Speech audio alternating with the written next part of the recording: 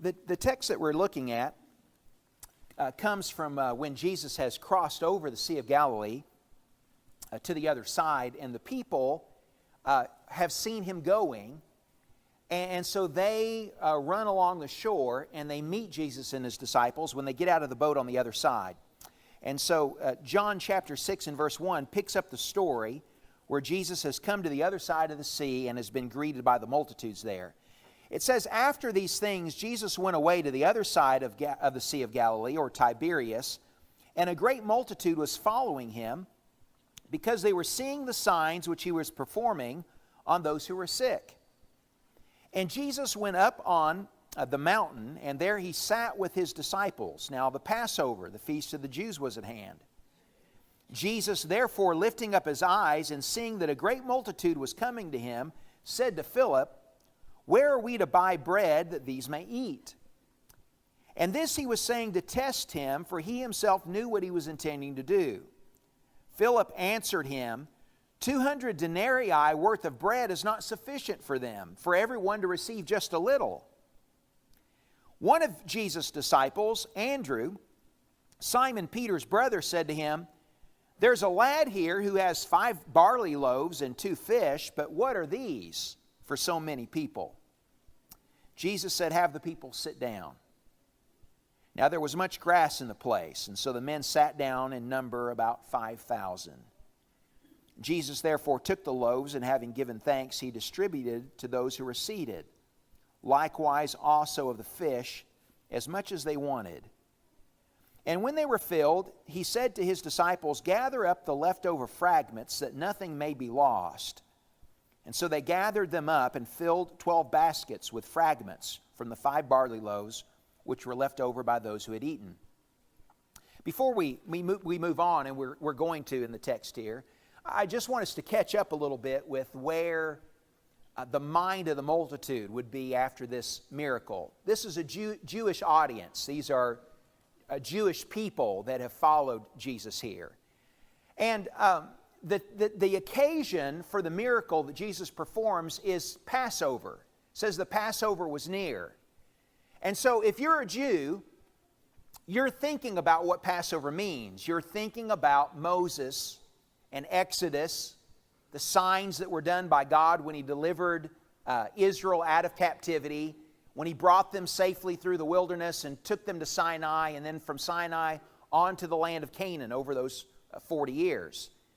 Now, would not the Jewish mind be seeing some similarities in their present experience and the experience that they remember at Passover?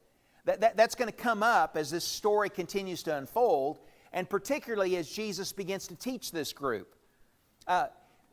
Here they are, a multitude of people following Jesus in a wilderness. In the Passover season, the same period of time when God delivered them through Moses from captivity. And they are a people in captivity again, not in captivity to Egypt, but in captivity to the present world power, which is Rome. And so here they are, a people in bondage, following a new leader, a new Moses that God has caused to arise among them. And here they are in a wilderness, and he's feeding them bread in a miraculous way. They're eating this bread that he's multiplied in order to satisfy the people. It's no wonder that after the performing of this miracle, the people say in verse 14, when therefore the people saw the sign, you see, they see significance to what Jesus has done. They see a connection with what Jesus has done and who they understand Jesus to be. When they saw the sign which he had performed, they said, "This is of a truth, the prophet who has come into the world." When they say the prophet there, they're talking about a prophecy that Moses himself had made in Deuteronomy 18, that God would raise up a prophet like him from among the people, and they should listen to him. So when they say the prophet, they're not talking about just another prophet, a prophet. They're talking about the prophet that Moses was intended to foreshadow or point to. And that's the prophet that Jesus is. And so they've gotten the right significance. But look at what happens in verse 15. Jesus, therefore, perceiving that they were intending to come and take him by force to make him king, withdrew again to the mountain by himself alone. The people are so enthusiastic about the sign and about Jesus being the prophet and about the similarities between their experience and Israel's experience when God delivered them from captivity that they are ready on the spot to make Jesus king. Now, you have to get the significance of what that would mean. If they make Jesus their king, that is going to be clear rebellion against Rome. I mean, they are ready because of the miracle, the sign that Jesus has performed. They are ready to start their new exodus right now. They're ready to follow this new Moses who has given them this new manna and have a new exodus where they can be free from the present bondage and captivity that they're experiencing. But Jesus doesn't cater to their enthusiasm. In fact, instead of being what the people want him to be, he withdraws from the people by himself up onto the mountain. And the people don't understand what this is about.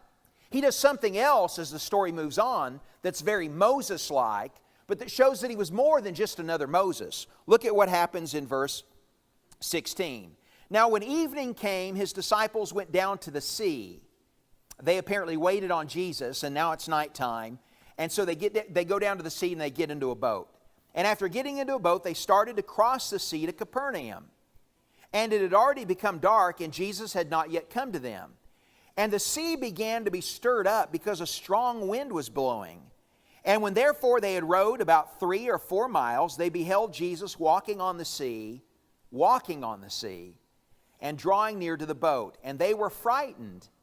But he said to them, "It is I, do not be afraid." They were willing therefore to receive him into the boat, and immediately the boat was at the land to which they were going. I think we're intended to see, when Jesus walks on the water here, another sign that's reminiscent of the days of Moses. But that shows that Jesus is not just another Moses, he is more than Moses. Jesus is Jehovah. And he does something here that only Jehovah can do. Jehovah split the sea apart so that people could walk across in their Exodus experience. They could walk across the sea on dry land. But here is the one who doesn't walk through the sea on dry land. Here is the one who walks across the waves. Here is the one who rules over the many waters. Here is Jehovah in the flesh who is able to walk across the sea in this demonstration of a sign that he's more than Moses. He is God among them. And when he gets in the boat with the disciples, the boat hastens to the place to which they were going. Even though the disciples had been struggling, it says, at the oars because of the wind and because of the waves. Well, the next day comes in verse 22, and the people who are on the opposite side of the sea from Capernaum. Capernaum is on the west side of the Sea of Galilee, and Jesus had crossed over to the east side. Well, in the night now, they've come back to Capernaum, back to the west side of the sea. And when the people wake up in the morning, the crowd that had been fed in the wilderness, Jesus isn't there, and the disciples aren't there. But they know that there was only one boat, and that the 12 had gotten into the boat and sailed across. But Jesus didn't get in the boat with them. But they know Jesus is gone. The disciples are gone, Jesus is gone, and they know the disciples sailed in the boat. And so it says that the next day, the multitude that stood on the other side of the sea saw that there was no other small boat there except one, and that Jesus had not entered with his disciples into the boat, but that his disciples had gone away alone. There came other small boats from Tiberias near to the place where they ate the bread after the Lord had given thanks. When the multitude therefore saw that Jesus was not there, nor his disciples, they themselves got into these small boats. These little boats came the next day, and when they saw Jesus was gone, the disciples were gone, then they all got into the boats to sail across the sea to see if they could find Jesus. And so they came to Capernaum, the end of verse 24, seeking Jesus. And when they found him on the other side of the sea, they said to him, "Rabbi, when did you get here?" They don't know how Jesus got back across the water. This miracle, this sign of Jesus walking on the water was not something they were privy to. They weren't privy to just how how much greater than Moses Jesus was. That was a sign that was only given to the 12. But when they ask the question, when did you get here? I think they're not so concerned about like the timing. I think they're interested in the how. Like, how did you do this? You weren't in the boat with the 12. How did you get here? But Jesus doesn't answer their question. He ignores their question entirely. And instead of complimenting their enthusiasm and their appetite for finding Him, He rebukes them. So look at what happens in verse 26. Jesus answered and He said to them, "Truly, truly, I say to you, you seek me not because you saw signs." They haven't really gotten who He is and the significance of who He is. So He says, you seek me not because you saw signs, but because you ate of the loaves and were filled. Now, when someone calls you out, how do you feel about that? When they rebuke, when you've shown some enthusiasm for them, and when you've gone to some difficulty, like to be a part of something, and then you get rebuked for that, how do you feel? I think there was some sting in what Jesus says to the 12 here, and maybe and there should have been some sting because they knew that there was legitimacy to His rebuke. That they were glad He fed them, and they wanted to experience more blessing from Him. And so he says this to them, but they take the rebuke in this respect. He says to them, verse 27, "Don't work for the food which perishes, but for the food which endures to eternal life, which the Son of Man shall give to you. For on Him the Father, even God, has set His seal." Jesus is saying to them, I've got better bread from you than what you ate yesterday. I've got bread that doesn't spoil. And I've got bread that when you eat, it results in eternal life. And so I've got better bread that will last, that doesn't spoil, and that will yield eternal life for you. And that's what you need to really work for, not for bread that perishes, but for this bread that I'm talking about. Well, they get all excited about this manna, and they want to show Him that they're enthusiastic about that. So they say to Him in verse 28, they said, therefore to Jesus, "What shall we do that we may work the works of God?" What does God want us to do so that we can have this, we can eat this bread that doesn't spoil and that yields eternal life? And Jesus says to them in verse 29, "This is the work of God, that you believe in Him whom He has sent." That you put your faith, that you put your trust in the new Moses that God has sent to you. Well, the people said in verse 30, they said therefore to Him, "What then do you do for a sign that we may see and believe you? What work do you perform? Our fathers ate the manna in the wilderness, as it is written, He gave them bread out of heaven to eat." Jesus therefore said to them, "Truly, truly, I say to you, it's not Moses who's given you bread out of heaven, but it's my Father who gives you the true bread out of heaven. For the bread of God is that which comes down out of heaven and gives life to the world."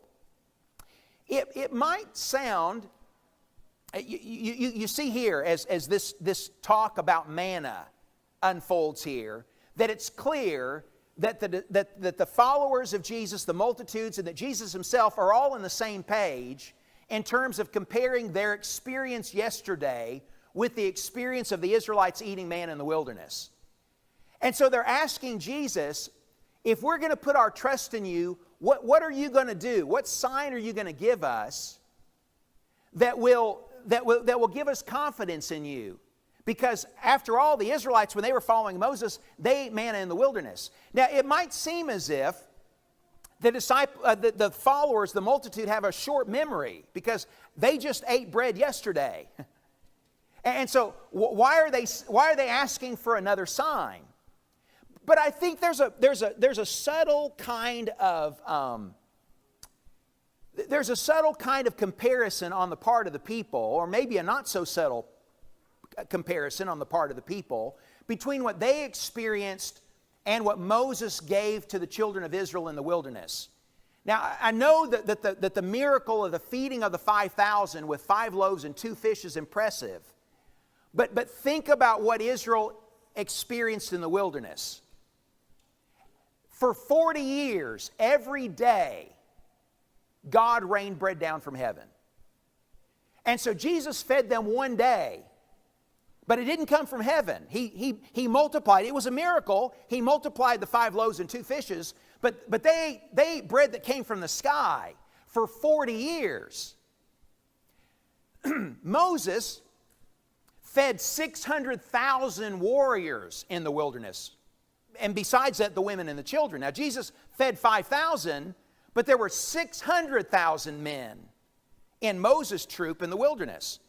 And so for 40 years, there were 600,000 men, along with the women and children, that ate bread that fell from heaven. Do you see what the people are asking Jesus? You want us to trust in you, but is this... this is what Moses did, and this is what you did.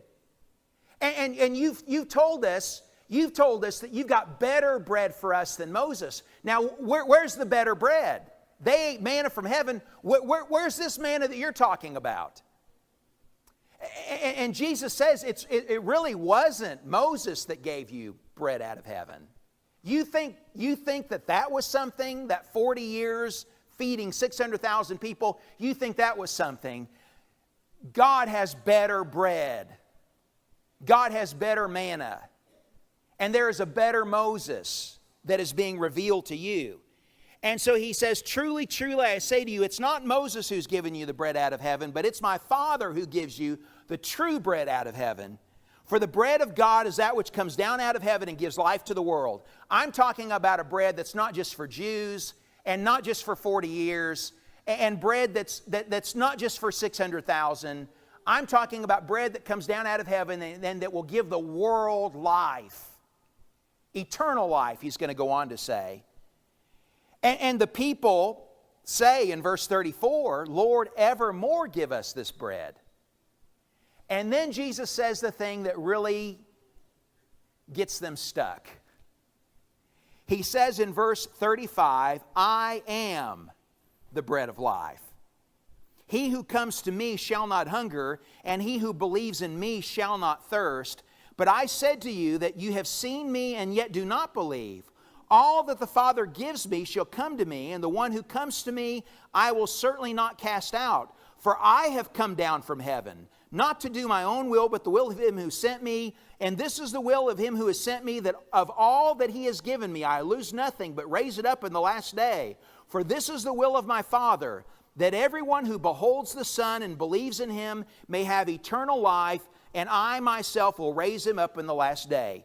Jesus is saying to them that what Moses gave you in the wilderness was pointing forward to me.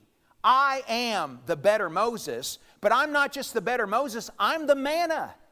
I'm the bread that God has sent in these days that you can have eternal life. If you put your trust in me, then you will partake of manna that never perishes, and you will experience life in which you never die, in which you live forever. Well, the people can't get their mind. The people can't get their mind around that. And so they ask the question in verse 41, or it says that they, in response to what he says, the Jews therefore were grumbling about him because he said, I am the bread that came down out of heaven. I want you to see how this experience has really taken a turn that parallels what happened to Israel in the wilderness. What did Israel do when God fed them bread in the wilderness? They murmured. Remember? They grumbled.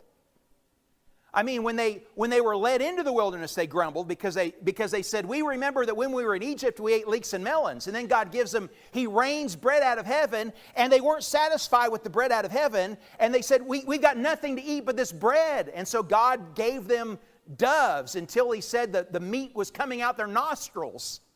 He made them sick of it.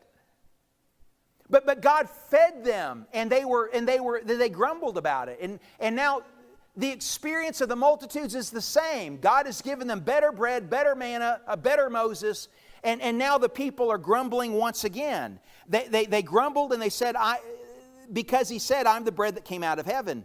And they were saying, is this not Jesus, the son of Joseph, whose father and mother we know? How does He now say, I have come down out of heaven? We believe He's the prophet, but now this is getting weird. What does he mean, I've come down out of heaven? What's he claiming here? And Jesus answered and said to them, don't grumble among yourselves. No one can come to me unless the Father who sent me draws him, and I will raise him up in the last day. It is written in the prophets, and they shall all be taught of God. Look at verse 48. I am the bread of life. Your fathers ate the manna in the wilderness, and they died. This is the bread which comes down out of heaven, so that one may eat of it and not die. I am the living bread that came down out of heaven. If anyone eats of this bread, he shall live forever. And the bread also which I shall give for the life of the world is my flesh. Now it's really bizarre in their thinking. When Jesus talks about how the bread that he's going to give to feed them is his flesh. Now we understand looking back that when he talks about how the bread that he's going to give for the world is his flesh, that he's now moved from just talking about manna to talking about sacrifice. He's saying that he is going to give his life in order that the world might have life. He's going to give himself a sacrifice so that we can live through his death, through the giving of his flesh and through the giving of his blood. And so the people, though, all they think about when they hear that he's going to, that the life that he's going to give, or the bread that he's going to give for them is his flesh, all they hear is cannibalism in that. And so it says in verse 52, the Jews therefore began to argue with one another, saying, how can this man give us his flesh to eat? Jesus therefore said to them, truly, truly, I say to you, unless you eat the flesh of the Son of Man and drink his blood, you have no life in yourselves. He's saying you're going to have to participate. You're going to have to partake of the sacrifice that I'm going to be for you. And it was common for sacrifices to be eaten by the participants at the altar. The priest would eat a share, but certain sacrifices, when you offer the sacrifice, you would partake of it. And so he's using the language of sacrifice to say that he's going to give his life as a sacrifice for their life. He says in verse 58, 58, this is the bread which came down out of heaven, not as the fathers ate and died. He who eats this bread shall live forever. These things he said in the synagogue as he taught in Capernaum. And many of his disciples, when they heard this, said, this is a difficult statement. Who can listen to it? And Jesus, conscious that his disciples grumbled at this, said, does this cause you to stumble? What then if you should behold the Son of Man ascending to where he was before? It's the Spirit who gives life. The flesh profits nothing. The words that I have spoken to you are spirit and are life, but there are some of you who don't believe. Verse 66, as a result of this, many of his disciples withdrew and were not walking with him anymore. And Jesus therefore said to the 12, do you want to go, or you do not also want to go away, do you? And Simon Peter answered him and said, Lord, to whom shall we go? You have the words of eternal life, and we've believed and have come to know that you're the Holy One of God.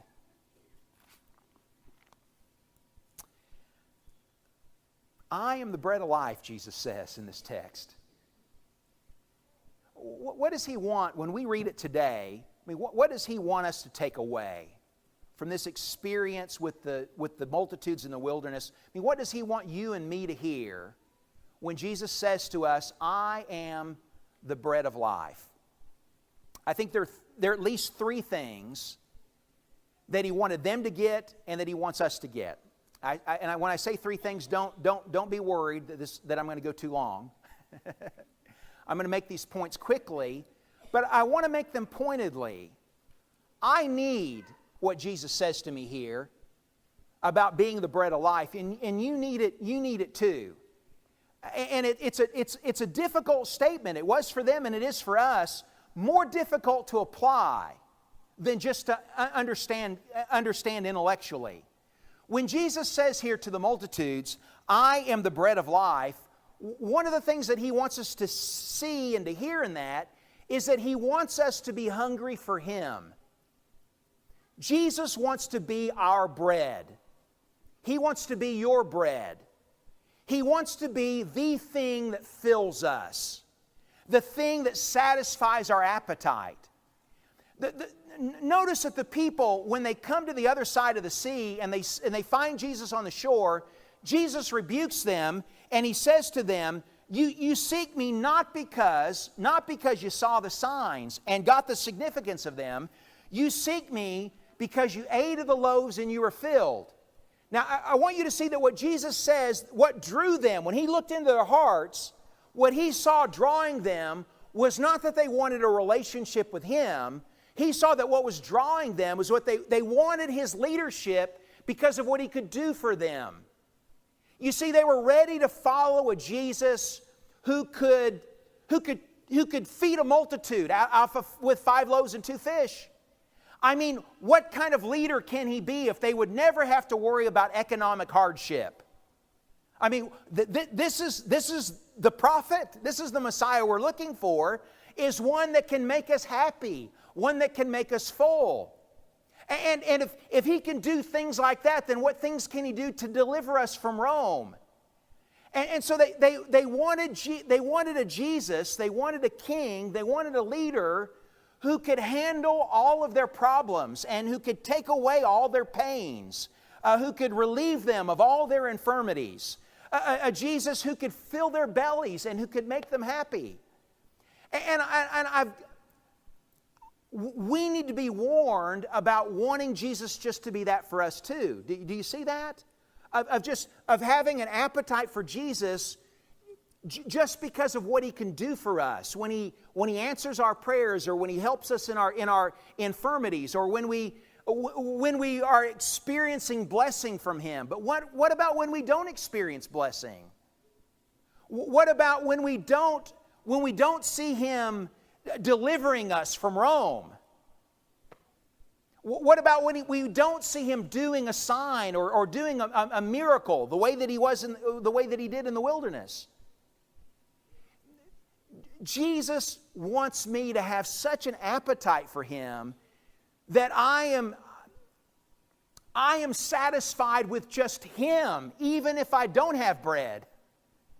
And even if I don't have deliverance, and even if I don't experience blessing, and even if I don't see the signs of His presence, He wants me to have an appetite for Him. What the people didn't see that was happening on the side of the seashore was that was a bigger experience than just eating bread miraculously.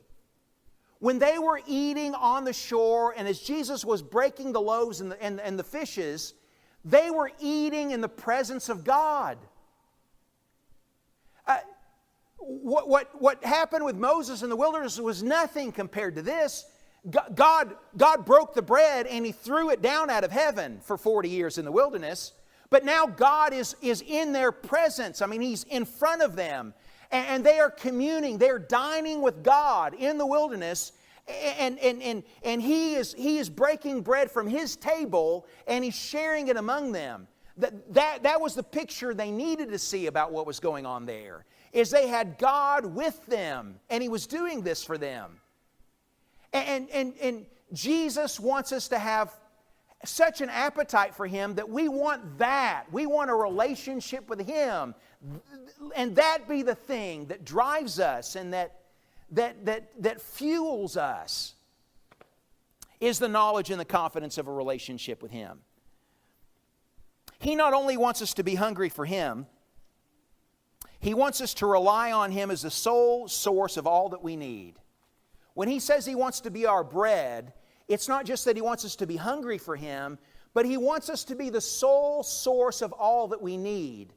And when I say need, I mean that we will count on the fact that what He's dispensing to us is the thing that we need. And we see that demonstrated in the text here, that some of what the disciples needed was not just blessing. They needed to be on the sea, struggling at the oars, and have Jesus come and get in the boat with them. They needed to be frightened by Jesus walking on the water. They needed to see those pictures so that He could grow their faith. The people needed, when they got to the other side, they needed Jesus' rebuke. They needed Jesus to say to them, you're not coming here because you want God in your life. You're coming here just because you want your belly full. And if that's if that's the Messiah that you want me to be, then you want a Messiah that's too small. I want to be a bigger Messiah than that. I want you to be filled up with me. I want you to love having a relationship with me. And sometimes the thing that I need from Jesus is for Him to rebuke me. Sometimes I need Jesus to say things to me that make me scratch my head that I don't get. What do you mean I've got to eat your flesh and drink your blood?